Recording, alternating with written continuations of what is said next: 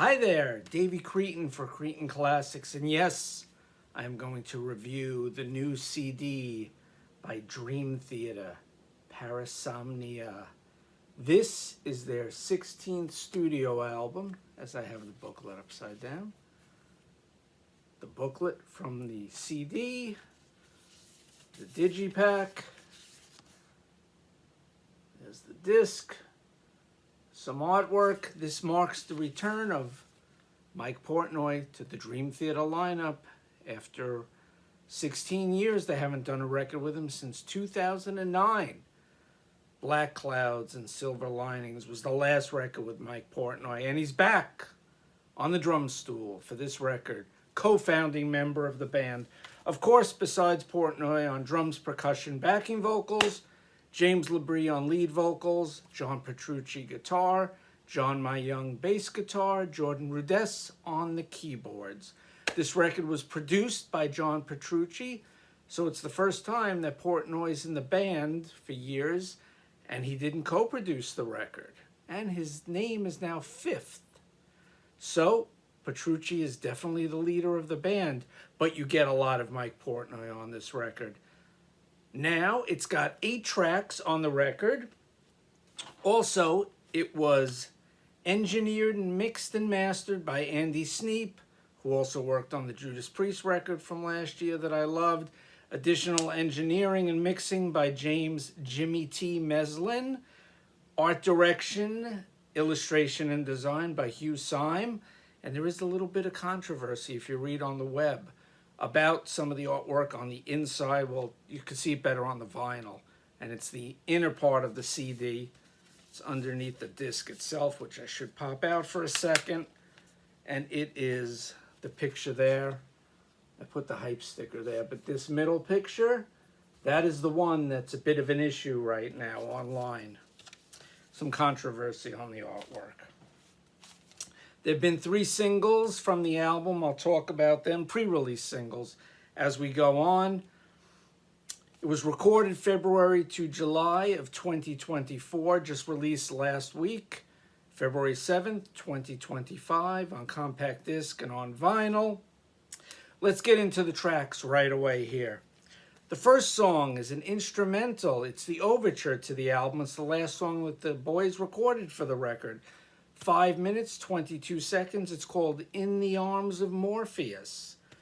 Starting out with a sound collage of street noise, and you hear that our hapless hero shuts the door of his abode and prepares to go to bed. He's shuffling about his apartment, and you hear the squeak of the bed springs as he's getting into bed, and the constant drip of water from a leaky faucet. About 40 seconds in, you hear Petrucci's eerie guitar melody low in the background. And as the hero sighs, the guitar motif comes to the fore. You hear Jordan Rudess join in on keyboards, as does the clicking or ticking of an old clock. The sound starts to warp a little as if it's underwater about the 90-second mark as an alarm rings. A strummed riff enters along with backward-sounding keyboard notes panning from side to side. This is a real headphone album. You gotta listen to it in headphones. About 1:52 in, the band crashes in with a heavy distorted riff and chaotic drums from Portnoy. He's all over the toms on this record. You hear it. He's tumbling toms all over the place here. At 2:37, a new Petrucci riff kicks in, and we're off to the races with drums everywhere. 3:12, a more melodic melody begins, led by Jordan Rudess. His strident solo starts at the 3.5-minute mark, and at the 4-minute mark, it's Petrucci's turn with the Heroes theme. He has that certain guitar motif, that style that he plays, and at the uplifting, buoyant, and you know the sound of the band underpinning him. You hear it until the fade out of the song. Then it goes into track 2, a song called Night Terror. Now, I'm not going to go into the song here because I've already done a separate video on it. This was the first song released. There was a video. It was the first single from the album. It's nearly 10 minutes long. I'll put a link to it in the comments below at the end of the video so you can check that out. I did a whole separate video on Night Terror. So that's the first song that everyone heard from the reunited Dream Theater lineup. The next track, track 3, 8.5 minutes, was the second single. The band wrote the first song, In the Arms of Morpheus, because that's just an instrumental. And the second song, Petrucci wrote the lyrics, Night Terror. Third song, the lyrics were written by Labrie, and the band, all 5 members, are credited with music for this album. So Dream Theater here returned to a theme they've gone to a bunch of times before, war. But this time it's all about PTSD, because the record, it's a concept record, but it's not really a concept record. It's more a thematic record. It's about sleep disorders. So someone with PTSD has nightmares that they have trouble waking up from, and bad thing to have, I'm sure. And thank goodness I don't have it, and I feel bad for anyone that does suffer from any sleep disorders. The song starts in a very heavy, chaotic manner, almost like it's starting in the middle. It just kicks in. And this song, to be honest, it didn't grab me when I first heard it, and it really turned me off to the song. Just bam, bam, bam, bam, it just starts out in this way that just didn't catch my ear. However, listening to it further, I've learned to get over my initial bias toward it, and I've delved deeper into the song. Sound effects show the subject matter with some spoken word stuff right before Labrie's vocal kicks in. And it's a wartime scene with incoming bombs or mortar, shells, gunfire, whatever. For me, the song kicks in at the chorus at about the 2:20 mark. Rudess has some nice piano flourishes there, and the call and response vocal at about the 4-minute mark is a nice touch before the second chorus. Rudess starts the instrumental midsection with a cool solo that goes into a groovy organ sound. He uses some nice organ sounds on this album, the whole thing I've noticed. And although you listen to it once, you don't think you hear Jordan a lot, but he's there a lot, more than one thinks. My big problem is John Mayung. I don't hear his bass presence as much as I'd like to, like back in the day. Not sure why. I've listened to it in the car. I've listened to it in earbuds. So I've listened to it a few different ways. Listened to it on streaming. And to me, the bass is the missing instrument here. Petrucci's guitar solo kicks in right before the 6-minute mark. And it's an excellent one. Reminiscent of Steve Morse to me. I hear a lot of Dixie Dregs type early Steve Morse band solo stuff. That's what I hear in the solo here on A Broken Man. The echoed vocal call and response section comes back in. It's a bit Queen-esque. It's the way that that Portnoy used to do a lot of the backing vocals for Dream Theater back in the 2000s. For the Systematic Chaos album, Black Clouds and Silver Linings, it's those Roger Taylor type backing vocals, although Portnoy's voice is definitely lower than Roger Taylor's voice on the Queen stuff. There's an extended outro chorus and the band rocking out once again for the last 30 seconds, just like in the previous song. This song is definitely better than I first thought. It's a grower though, but not everything could always be as immediate. The first time you hear it, you might not love it. It might take a little while to grow on you. So that's A Broken Man, 8.5 minutes. Track 3, and it was the second single released from the record. Now we get to the 11-minute, 6-second Dead Asleep, track number 4, lyrics by John Petrucci. Some overlapping talking starts the song off, and then you get Petrucci's dreamy guitar playing, and I'm guessing it's Rudess's string-like keyboard playing because there's no one credited for violin or strings on the record, but that's what it almost sounds like, a violin type sound, so I'm sure it's Jordan on the keyboards playing it. And it starts off in this mellow, dreamy manner until this ultra heavy guitar riff kicks in at 1:18. And I like the way this sounds sort of like a Dimebag Darrell riff, formerly of Pantera. And you can mix in a little Zakk Wylde almost with that pinch harmonic at the end of the riff. Yet it's totally John Petrucci. But it's a really heavy sound, dark sound. And of course, thematically and musically, it's a very dark album for the most part. The riff turns from menacing to moody at about the 3-minute mark. and that's when Labríe's vocals kick in. This is a story song about murder most foul. It's another killer, pun intended, chorus here, with I think Petrucci and Portnoy joining in with Labrie. The protagonist claims he was sleeping, yet he's blamed for a murder. Was he sleeping? Was he sleepwalking? Is he the killer? Is he the one to blame? You have to listen to the lyrics to find out. About the 6-minute mark, Petrucci takes a kind of bluesy solo here. It's a little different. Well, his take on the blues anyway is his fingers fly furiously over the fretboard, and you know it's Petrucci. There's only one guy that sounds like that. Next, it's Jordan's turn on the keyboards, and he turns in his own twisting and turning solo. 8:20, and Rudess is back with an 18-second memorable solo, synthy-type solo, before the final chorus kicks in. The end section shows signs of almost horror film score music before that nasty Petrucci riff kicks in again.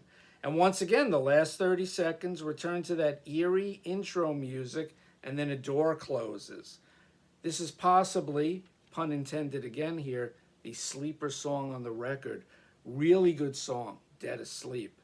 And I was pleasantly surprised that I liked it so much on the first listen.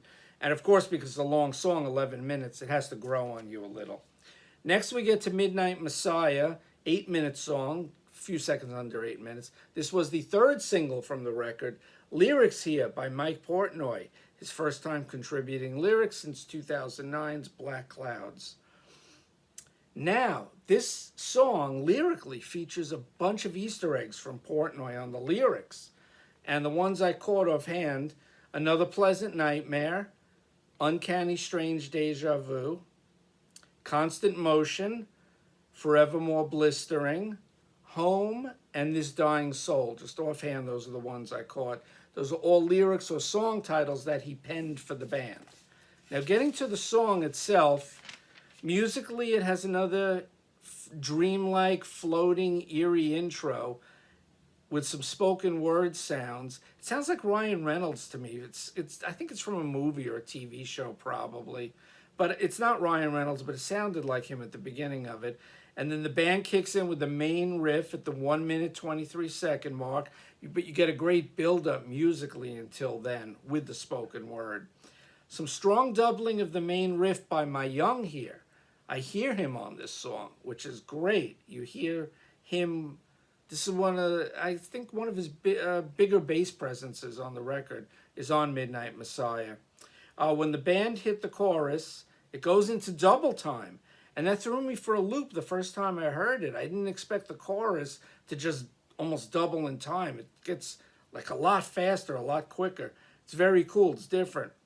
You get a melodic bridge section into the Petrucci solo with notes flying all over the place. And I love the faster guitar solo section that comes after his first guitar solo. Midnight Messiah is a really good song. Sounds like classic Dream Theater. No wonder it was released as a single. Track 6 is a short interlude. It's just less than 90 seconds, called Are We Dreaming? ? Keyboards, tolling bells, and voices and moodiness are on the plate for this brief musical interlude. It recalls the occasional orchestral sweep of Jordan's first album with the band, Scenes from a Memory, but to a lesser extent. That's what the callback to me was. They do a lot of throwbacks to earlier records. Track 7 is the much talked about Bend the Clock. Lyrics by James Labrie here, 7 minutes, 24 seconds. It's the closest thing on this album to a ballad. It starts off with a mellow electric guitar part, and then Labrie comes in singing in just about his lowest register, probably. And the band comes in very low key for the first chorus, and then it kicks into a more mid-tempo gear. There's some sweet, once again, Queen-esque background vocals by, I guess it's definitely Portnoy, maybe Petrucci with him. After chorus number 2, Petrucci has a memorable melodic guitar solo for 30 seconds. As soon as the last chorus ends, Petrucci solos for the last 2.5 minutes. So out of slightly over 7 minute songs, close to 7.5 minutes, You get 3 minutes of Petrucci soloing. And there's been a lot made about this song, saying his guitar solo, it's very David Gilmour-esque. It recalls Comfortably Numb. It recalls Sorrow. A little bit of Gilmour, but Petrucci's playing is so fast, and Gilmour is a much different guitar player. He plays slower, and fans are going crazy for this solo. I think it's really good, not to put anyone down. If you love the solo, that's great. Personally, I would say one of his better solos is on the last Portnoy album, Black Clouds and Silver Linings, The Best of Times. To me, that's one of the more memorable guitar solos that he's done. And there's plenty of others, but I'm not going to go into those now. So Bend the Clock is a really good song. I think a lot of people love it, and that's good for them. But it's just not the best solo he's ever done. Could be the best on the album? Quite possibly. Now we're going to move to the last track, and this track is the epic on the album. Dream Theater close out the album with the 19.5-minute The Shadow Man Incident. Lyrics on this song by John Petrucci. More sound effects start this stellar song with the winding and then playing of a music box. Now this could be a callback to a few things. Is it a nod to Genesis, who have a song, The Musical Box? There's also a few notes on here that recall the song I just mentioned, The Best of Times from Black Clouds and Silver Linings. There's a slight melodic motif in the music box playing. It's probably Jordan playing keyboards. That's remind me of The Best of Times there. I'm not sure if it's on purpose. It's the way I hear it. Do you think it sounds a little like The Best of Times on that music box intro? Let me know in the comments below if you do. At 51 seconds, another heavy-ass riff kicks in. And then Rudess takes a lead organ-sounding line on his keyboard. And at the 2-minute mark, it transitions to this militaristic type beat that also recalls the overture from Scenes from a Memory going into Strange Deja Vu. Dun, dun, dun, dun, dun. And I think they did that on purpose there. That's a definite Dream Theater callback. Another melody begins before the 3-minute mark. So there's a lot of changes. It's like almost every minute at the beginning of this 19.5-minute epic, there's a new melody line, a new motif. The Heroes theme with that uplifting guitar by Petrucci, John Petrucci, kicks in about the 3:40 mark. And I wrote down that it's a tried and true Dream Theater trope, but it always works. It's always uplifting and makes you feel good. And for such a low-key, depressing type serious, very serious sounding album, lyrically and musically, it's nice to get that bit of relief once in a while. So it works very well here. A minute later, the tempo slows as Labrie comes in. And to me, once Labrie starts singing, this is the melody that so far out of the first 5 or 6 melodies that I probably like the least. And it sort of turns me off a little. But overall, the song's really good. Let's see, where was I? Sorry, I got so many notes, I lost my place here. The pace rapidly picks up after the 7-minute mark, with Portnoy's tumbling toms once again just all over the place. 8:17 brings back the chorus in this faster tempo. The chorus melody in the faster tempo. There are so many time and tempo changes here that there's also some nice piano plinking by Jordan too that I hear. There's more Jordan piano playing within the confines of some heavy riffing, and there's almost like a Latin type music groove because there's this long instrumental section because the longest track on the record here. And there's John Mayung in the mix again with the bass. You hear him during this heavy section where Jordan's playing piano and you get this like sort of world music type flavor to it. So this is a nice section. I like it better than the initial James Labrie vocal, the music underneath James Labrie singing at this song. I still wish I wrote down that Mayung was higher in the mix on the whole album. I'm sure other people will agree with me. What do you think about Mayung in the mix? I mean, he's been absent on so many Dream Theater records. I've heard them all, I own them all, I love them all. Eventually, I'm going to do a ranking on the channel of all the Dream Theater records sometime this year. Maybe I'll bring in a guest or two. We'll see how that goes.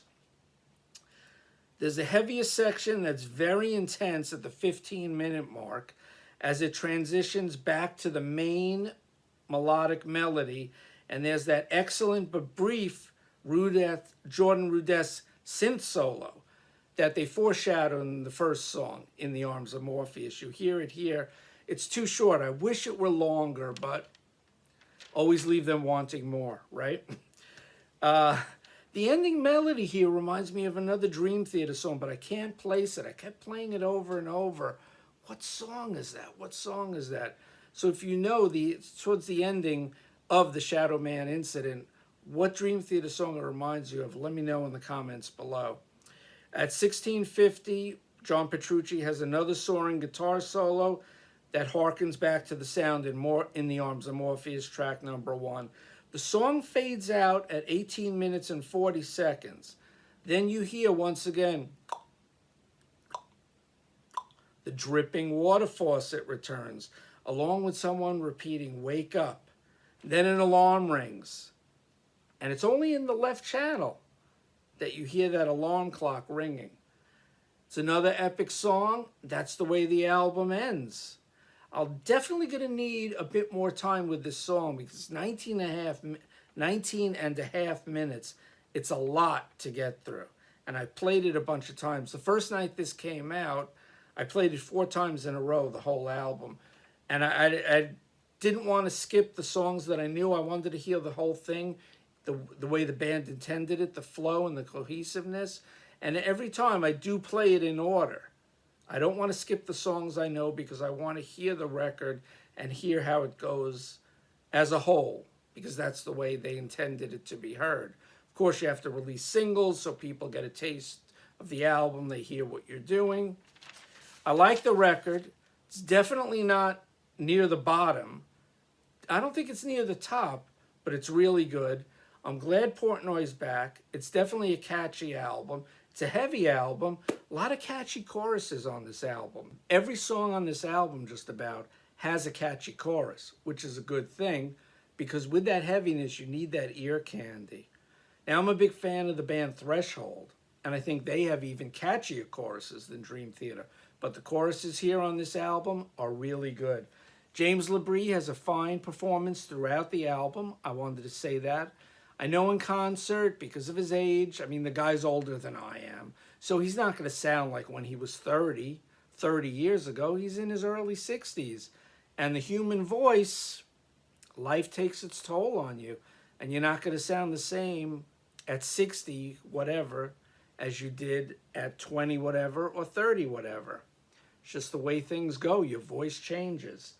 But on this record, LaBrie is really good. In the studio, he's great. Still good live, but he's not the guy he was when he was 25, 30, when Images and Words came out. Let's say 30.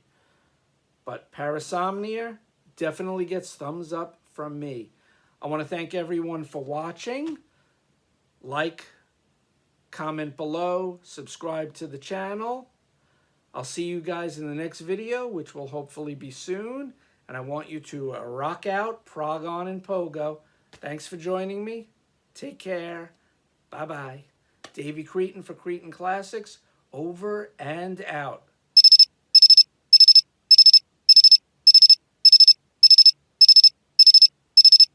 Wake up.